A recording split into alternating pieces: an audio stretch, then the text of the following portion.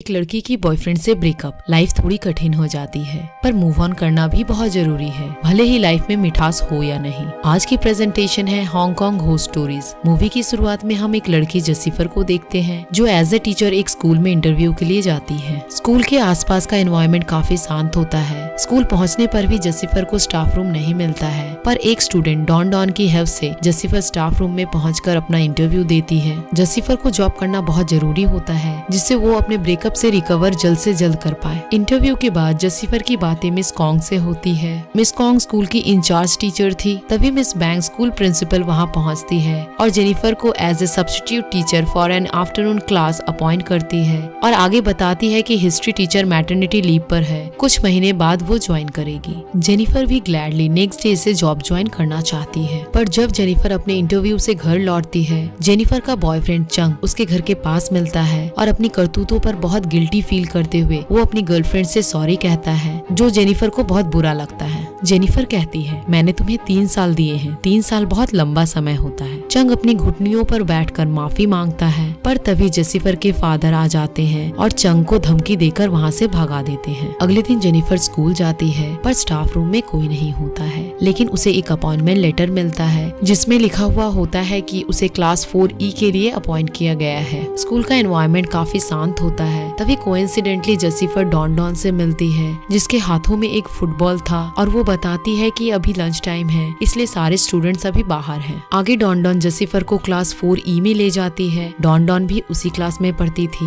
पर class 4E के students बड़े एरोगेंट थे। कुछ स्टूडेंट्स एक दूसरे के साथ लड़ते झगड़ते हैं, कुछ हंसी मजाक करते हैं और कोई बहुत कुछ। टीचर के क्लास में पहुंचने के बाद भी स्टूडेंट्स अपने काम में ही बिजी होते हैं। सब कुछ इग्नोर करते हुए जसीफर अपने पूरे दिल से क्लास को पढ़ाना शुरू करती है। जसीफर एक अच्छी टीचर होने के कारण स्टूडेंट्स के बदमाशियों को नजरअंदाज करते हुए वो सभी को अच्छे से पढ़ाती है और स्टूडेंट्स के बैड बिहेवियर से हैबिचुअल हो जाती है, क्योंकि कुछ स्टूडेंट्स कभी मोबाइल यूज करते हैं, कोई पेपर एरोप्लेन से खेलते हैं और कुछ स्टूडेंट्स तो टीचर के साथ ही बदतमीजी करते हैं। स्कूल ओवर होने के बाद जसीफर एक बिजी मार्केट से क्रॉस करती है, पर तभी उसे कुछ स्कूल स्टूडेंट्स मिलते हैं जो कुछ गलत कामों में जुड़े हुए थे। उनमें से एक स्टूडेंट डॉन को अपने साथ ले जा रही थी, पर डॉन बड़ी सहमी हुई होती है। जेनिफर उन सभी को रोकना चाहती है, पर सभी दौड़कर वहाँ से भाग जाते हैं, सिवाय एक स्टूडेंट के जिसका नाम कोरल था। वो सॉरी नहीं कहकर अपने टीचर के साथ बदतमीजी करती है और माइंड योर ओन बिजनेस कहते हुए वहाँ से चली जाती है। अगले दिन जेनिफर फिर से क्लासरूम पहुँचती है। क्लासरूम तो क्लासरूम नहीं बल्कि एक फिश मार्केट था। जेनिफर स्टूडेंट से प्रॉमिस करती है कि वो अगले दिन कुछ वीडियोस दिखाएगी जिससे बच्चे को पढ़ने में थोड़ा इंटरेस्ट आए, पर स्टूडेंट में कोई बदलाव नहीं होता है। कुछ स्टूडेंट्स तो बहुत बुरी तरह से टीचर को कमेंट करते हैं और कुछ स्टूडेंट लास्ट नाइट के इंसिडेंट पर चुप रहने के लिए कहते हैं। इधर क्लासरूम में डॉन भी प्रेजेंट नहीं थी, इसलिए जेनिफर भी थोड़ा टेंस होती है और कोरल से डॉन के बारे में पूछती है, पर स्टूडेंट्स कुछ गलत बातें करके उन्हें चुप करा देते हैं। जसीफर क्लासरूम से बाहर निकलते ही डॉन को देखती है। उसका पीछा करते हुए जसीफर बाथरूम के साइड जाती है,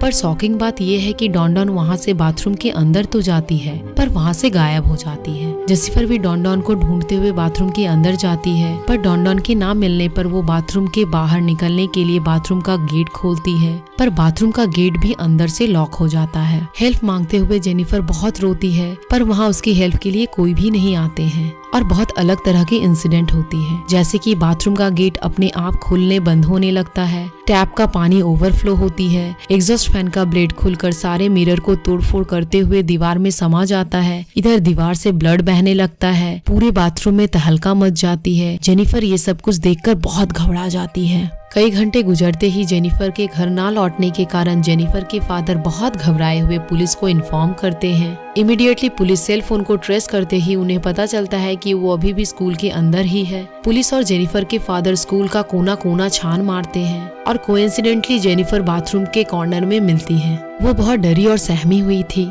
तभी वो बाथरूम की दीवार पर देखती है। बाथरूम का सिचुएशन पूरा नॉर्मल होता है, जिसे देखकर वो और भी कंफ्यूज हो जाती है। जेनिफर के फादर उसे अपने साथ घर ले जाते हैं। जेनिफर स्कूल के इंसिडेंट से बहुत डिस्टर्ब थी। तभी उसकी मॉम कहती है कुछ दिन स्कूल से लीव लेना चाहिए क्योंकि तुम अभी मेंटली डिस्टर्ब हो। पर तभी जेनिफर को मिस कॉन्ग का कॉल आता है और वो बताती है कि क्लास लेने के लिए स्कूल में कोई भी नहीं है, इसलिए उसे अगले दिन ही स्टूडेंट्स को पढ़ाने के लिए स्कूल ज्वाइन करना पड़ेगा। जेनिफर पहले तो स्कूल जाने के लिए मना करती है, पर मिस कॉन्ग के रिक्वेस्ट करने पर वो स्कूल जाने के लिए एग्री हो जाती है। अगले दिन जेनिफर फिर से स्कूल ज्वाइन करती है, पर ब्रेक टाइम में जेनिफर मिस कॉन्ग से बातें करती है और बातों बातों में जेनिफर मिस कॉन्ग से पूछती है, क्लास 4E इतना एरोगेंट क्यों है? मिस कॉन्ग शॉक्ड हो जाती है। Class 4E? ऐसा तो हमारे स्कूल में कोई भी क्लास एग्जिस्ट ही नहीं करती है, तुम्हें तो किसी और क्लास के लिए अपॉइंट किया गया था। पर जेनिफर को मिस कॉन्ग की बातें पर ट्रस्ट नहीं होती है, क्योंकि जेनिफर कई दिनों से क्लास 4E के स्टूडेंट्स को पढ़ाती थी और स्टूडेंट्स भी उसके पास पढ़ते थे। पर सच्चाई को जानने के लिए जेनिफर मिस कॉन्ग को क्लास 4E में ले जाती है। वहाँ पहुँचने पर जेनिफर शॉक्ड होती है। सच्चाई ये थी कि क्लास 4E में कोई भी स्टूडेंट्स नहीं थे। क्लासरूम काफी गंदा पड़ा था, मानो कई सालों से रूम में कोई भी गया ही नहीं है, और क्लासरूम एक स्टोर रूम के जैसा दिख रहा था। और तभी प्रिंसिपल मिस वोंग वहाँ पहुँचती है और बताती है कि 20 साल पहले इस रूम में क्लास 4E हुआ करते थे। इस क्लास में बहुत स्टूडेंट्स थे, पर एक स्टूडेंट को हमेशा कुछ स्टूडेंट्स टॉर्चर किया करते थे। एक दिन गुस्से से वो स्टूडेंट पूरे क्लासरूम को पेट्रोल से जला देती है, जिसके कारण उसी दिन 14 स्टूडेंट्स की डेथ हो गई थी। 2 टीचर स्टूडेंट्स को बचाने की बहुत कोशिश करते हैं, पर सक्सेस नहीं होते हैं। स्कूल की रेपुटेशन भी बर्बाद हो गई थी और तभी से क्लास 4E को हमेशा के लिए बंद कर दिया गया था। ये सब जानकर जेनिफर पूरा शॉक्ड थी और उसे नहीं समझ में आता है कि क्लास 4E के स्टूडेंट्स की डेथ होने के बाद भी उसे कैसे दिखाई देते थे। तभी प्रिंसिपल जेनिफर को फिर से क्लास 2A के क्लास को लेने के लिए कहती है, जिसके स्टूडेंट्स बहुत अच्छे होते हैं और क्लास 2A मॉर्निंग टाइम में होती थी, इसलिए जेनिफर भी अग्री हो जाती है और आगे वो अपने घर लौटती है। लेकिन घर लौटते समय जेनिफर को फिर से उसका बॉयफ्रेंड चंग उससे मिलने आता है। एक्चुअली जेनिफर ही जेसिफर थी, क्योंकि उसका बॉयफ्रेंड चंग उसे प्यार से जेसिफर कहकर बुलाता था और कई बार रिक्वेस्ट करता है कि उसे एक बार माफ कर दिया जाए, पर जेनिफर उसे इग्नोर करते हुए अपने घर के लिए आगे बढ़ती है। तभी जेनिफर को कुछ पल के लिए डॉन मिलती है। उसका फेस बहुत जख्मी होता है और वो बहुत घबराए हुए भी थी। वो वार्न करते हुए कहती है कि आप दोबारा स्कूल ज्वाइन ना करें, और ये कहते हुए डॉन वहाँ से दौड़कर भाग जाती है। जेनिफर उसे रोकने की कोशिश करती है, पर पैर में मोच आने के कारण उसे पकड़ नहीं पाती है। डॉन वहाँ से गायब हो जाती है। आगे जेनिफर घर पहुंचती है। उसकी मॉम कुछ प्रिजनर्स को अपने घर प्रे करने के लिए बुलाई थी। अगले दिन डॉन की बातों को नजरअंदाज करते हुए जेनिफर स्कूल पहुंचती है। जब वो क्लास 2A में पहुंची, जेनिफर को फिर से उसे नॉन एग्जिस्टेंट क्लास के स्टूडेंट दिखाई देते हैं। डरते हुए वो वहां से दौड़कर भागना चाह रही थी, पर कुछ स्टूडेंट्स उसे रोकते हुए पढ़ाने के लिए कहते हैं। पल भर के लिए जेनिफर को लगता है कि ये उसका इमेजिनेशन था। आगे वो ब्लैक बोर्ड में कुछ लिखना शुरू करती है, पर तभी कुछ स्टूडेंट्स हवा में उड़ने लगते हैं और भूत के जैसा दिखाई देते हैं। एक स्टूडेंट की टंग बड़ी हो जाती है और जेनिफर को टच करने ही वाला था, पर तभी जेनिफर को कुछ एहसास होता है और वो पीछे टर्न करते ही स्टूडेंट अपना टंग को छोटा कर लेता है। आगे सभी स्टूडेंट शांत हो जाते हैं। जेनिफर को ऐसा लगता है जैसे सब कुछ नॉर्मल है। इसी बीच डॉन इशारों से जेनिफर को कहती है कि वो वहाँ से चली जाए। जेनिफर भी बहुत डरी हुई थी। वो दौड़कर स्कूल से बाहर चली जाती है। घर लौटते हुए डॉन फिर से जेनिफर को मिलती है और वो उन्हें दोबारा स्कूल जाने के लिए मना करते हुए कहती है कि कुछ स्टूडेंट्स आपको मारना चाहते हैं, और वो ये कहकर वहाँ से चली जाती है। कुछ कदम बढ़ते ही चंग जेनिफर के लिए वेट कर रहा था, पर जेनिफर उसे इग्नोर करते हुए चली जा रही थी। लेकिन चंग उसे रोककर कुछ देर पहले का एक छोटा सा वीडियो रिकॉर्डिंग दिखाता है और उस वीडियो रिकॉर्डिंग में जेनिफर हवा से बात कर रही थी। हमें यहाँ ये पता चलता है कि डॉन भी एक होस्ट थी। जेनिफर बहुत घबरा जाती है। चंग भी अपनी गर्लफ्रेंड को लेकर बहुत परेशान था। वो एक मास्टर यानी कि एक बाबा के पास जेनिफर को ले जाता है। मास्टर बताते हैं कि स्कूल में भूत रहता है, इसलिए स्कूल का जगह थोड़ा डरावना है। आगे मास्टर जेनिफर को एक छुरा देते हुए कहते हैं कि इस छुरा को इविल स्पिरिट के समय यूज करे। जेनिफर अपने घर पर लौटकर देखती है उसके पेरेंट्स घर पर नहीं थे, और तभी लैंडलाइन पर उसी के स्टूडेंट का कॉल आता है और उसे कहा जाता है कि अब तुम बचकर कहीं नहीं जा पाओगी। जेनिफर डरकर फोन डिस्कनेक्ट कर देती है। तभी उसके मोबाइल पर भी कॉल आता है और कुछ अटपटी बातें सुनाई देती है। जेनिफर गुस्से से कॉल कट कर देती है और डरकर रोने लगती है, पर तभी मोबाइल से कुछ अजीब तरह के क्रिएचर बाहर निकलने लगती है। जेनिफर अपनी ही मोबाइल पर मैजिकल छुरा से स्टैब करती है और उसे लगता है कि अब सब कुछ शांत हो जाएगा।